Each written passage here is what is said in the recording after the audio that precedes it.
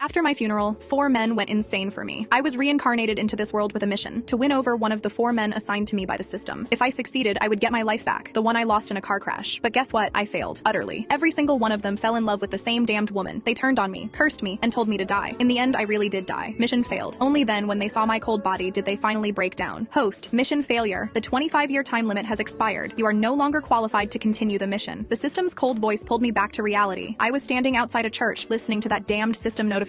Inside, Parker Sheffield and Jessica Landry were kissing at the altar. He was the richest man in City A, and the last man I needed to win over. Another epic failure. When I was first reborn, the system offered me a deal. Make any of these 4 men fall in love with me within 25 years, and I could live again. But 25 years had passed, and I had nothing. It seems I wasn't meant to live at all, was I? I turned and left, eventually walking onto the busiest overpass in the city. The system said my time was up. I had to end it myself, permanently. As I stared down at the speeding cars, my mind was filled with memories of those men, their cold words, their contempt. And it was all because of the woman they were obsessed with, Jessica Landry. The system tried to console me. It's not your fault. She is the chosen one. They are instinctively drawn to her. I looked up at the blue sky and thought, is that it? Am I destined to fail just because I'm a side character? To hell with it. I didn't want to think anymore. I closed my eyes and stepped into the traffic. A harsh screech of brakes, followed by an angry roar. Haley, are you insane? If you want to die, don't do it out here. I opened my eyes and saw my brother, Caleb Wright, dragging me toward his car. He was also one of the 4 men the system picked for me. The system had said if I could max out his brotherly affection to 100%, it would also count as a win. But then, Jessica Landry got her claws into him. She told Caleb I had hired someone to rape her. Caleb believed her without hesitation. From then on, he despised me. Caleb drove me to the river, dragged me out of the car, and slapped me hard across the face. If you really want to die, do it where no one will be responsible for you. I picked a great spot, now jump. My head was spinning from the slap. I had pretended to be suicidal in front of him before, just to get his attention, to make him listen to my explanation. But he only had eyes for Jessica. Now, he just thought I was pulling the same old trick. Caleb, what are you doing here? Aren't you supposed to be at Jessica's wedding? Are you here because of me? I looked up at him, my voice full of bitterness. Wasn't he at the church? Was he worried, so he followed me? I still held a sliver of hope for this brother. He sneered. Don't flatter yourself. I was picking up a bridesmaid's dress for Jessica when I ran into you, you lunatic. And Haley, I'm not falling for your act again. My last hope shattered. I should have known. My brother was hopelessly in love with Jessica. Even though she was marrying someone else, he was willing to be her errand boy, even running chores for her wedding. What an incurable simp. I said nothing and turned, starting to walk into the river. Maybe Caleb thought I was just acting. He stood on the bank, mocking me. Hurry up, you're so slow. If you're going to die, do it quickly. I have to get back to the wedding. I quickened my pace, letting the river water soak my clothes, numb my skin, and fill my mouth and nose. This is it. I can finally be free. But suddenly a powerful force yanked me backward out of the water. Smack! Caleb slapped me again. Haley, did you really think you could die in front of me? Mom gave you that life. You have no right to throw it away. Mom was the only person in this world who cared about me. I couldn't hurt her, but I had to leave. Caleb's interference forced me to retreat temporarily. I made up a lame excuse and went home. His words echoed in my ears. So what if Parker Sheffield is married? If you really loved him, you'd let him be free. That's true love.